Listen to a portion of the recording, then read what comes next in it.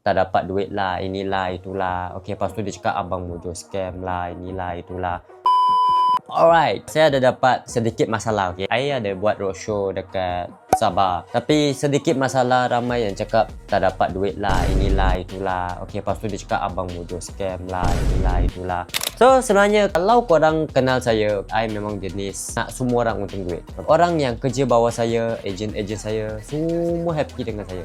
Tapi saya tak tahu kenapa diorang cakap saya scam orang. Kalau korang yang tak puas hati dengan saya ke, saya minta maaf lah sebab saya pun buat apa yang saya boleh buat. Tapi dengan kuasa TikTok, I rasa ramai akan percaya saya. Sebab I memang ikut peraturan. I jenis tak tipu. Kalau I tipu dari awal, diorang tak support saya sampai hari ni. Mesti korang tanya, ejen boleh untung berapa duit kalau kerjasama dengan saya? I beritahu lah, paling busuk lah satu show ejen saya untung lah beribu-ribu, 3,000 lebih. Wow. Tengok berapa rajin korang kerja, berapa rajin korang cari resources.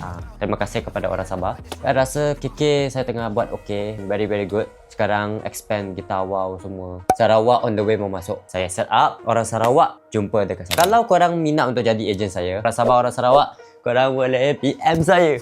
Okay, bye.